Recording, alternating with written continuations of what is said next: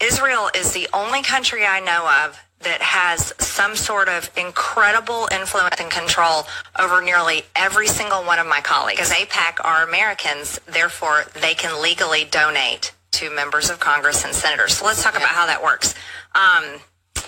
AIPAC takes every single that they can, freshman member of Congress or first year in Congress, they take them on a very special trip to Israel in August. August is our recess. It's our month-long district work period. That's it. Dems and Republicans, or just Republicans? They take both of them. Oh. Yeah. So they take them on this trip to Israel.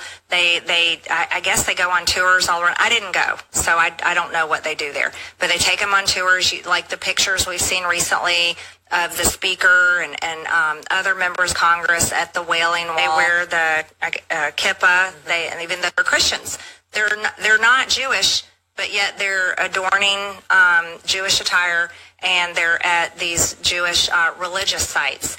Then they also meet with different members of the Israeli government. Now, we got to recognize the Israeli government is secular. This is not the biblical Israel. It is the secular government of Israel. They are the only country that's allowed to lobby Americans. Like, everyone else has to register as, a foreign agent and under FARA. Like with AIPAC or whatever? Yeah, so AIPAC, the backstory, by the way, before JFK got shot, he was fighting AIPAC. They were previously called, I'm blanking on this, you can look it up. And he was literally saying you have to register under the Foreign Act. Is that true? Let's look it up. 1,000% true, and you should look it up. We should fact check that live. He was fighting with what is today known as AIPAC. Was renamed AZCPA. I don't know what that stood for. In 1959, AZCPA was renamed AIPAC, and American Israel Public Affairs Committee, reflecting a broader membership and mission. Yeah, so JFK told them that they had to register under FARA. And so American Zionist Council, that's exactly what it was called. Okay, American Zionist Council was a pro-Israel lobby in the United States, founded in 1949. It represented 9 nationwide Zionist organizations in matters related to... You see at the bottom there? In 1962, look at the last paragraph. In 1962, yeah. President John F. Kennedy and his brother Bobby, as the U.S. Attorney General, forced the AZC to register as a foreign agent. In doing so, they were barred from making monetary contributions to U.S. officials. Who was barred? AZC? Yeah, so AIPAC, for lack of a better term. They were called AZC back then, but continued to send out newsletters and hold events with a nonprofit tax exemption. Mm-hmm. And then what happened was he was shot. So he literally, they were writing him letters. You can find this. This is all this is available information. And he was like, you need to register, you need to register, you need to register. And then we told you to register. Why are you not registering? This makes no sense. And then AIPAC got lucky because he got shot and killed. What also you could So they are the reason why I'm bringing this up is not to further conspiracy theories. They're the only country that's allowed to lobby Americans that are not registered under the FARA Act. And so when you see these people, what act? FARA. So that's like if you're a foreign agent, you have to basically register, your communications are monitored, all of this stuff. But for whatever reason, Israel is an exception to this, and the reason is because JFK got shot. Otherwise, they would have been under this. So that is the reason that they're allowed to do this. And so, when this, and then, of course, we're not allowed to read the files. The very word secrecy is repugnant in a free and open society.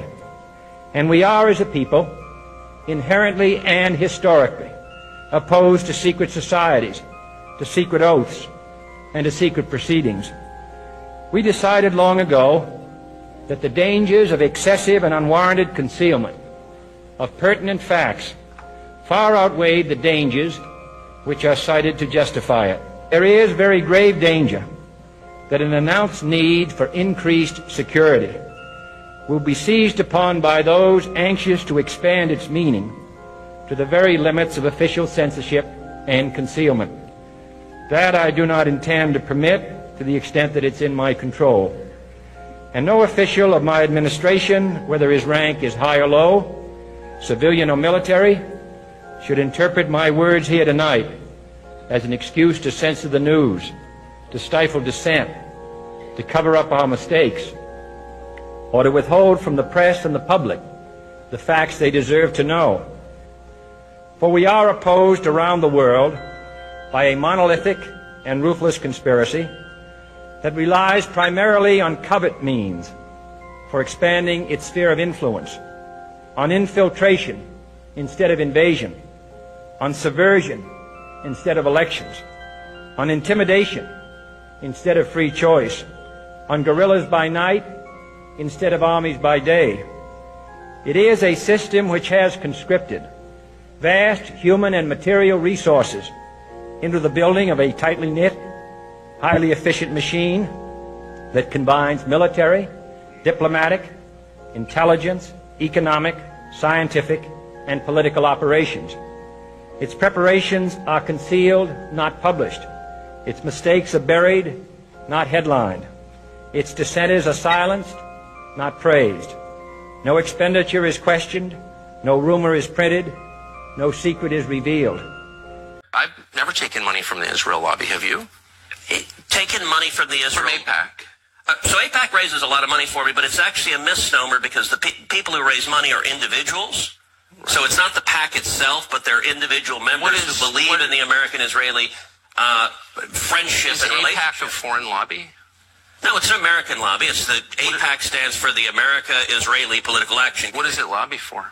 So, to be honest, not a whole lot effectively. Listen, I came into Congress 13 years ago with the stated intention of being the leading defender of Israel in the United States Senate. Great. And I've worked every day to do that. AIPAC, a lot of times,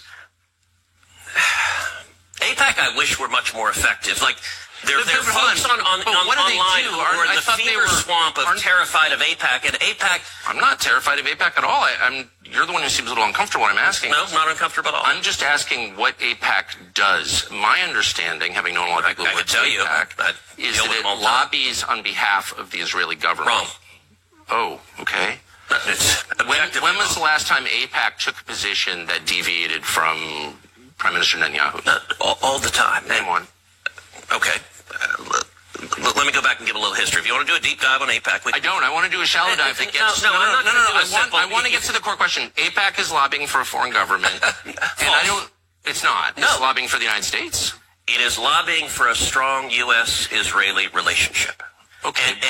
So it's not has nothing to do with the foreign government. It wants America and Israel to be closely allied.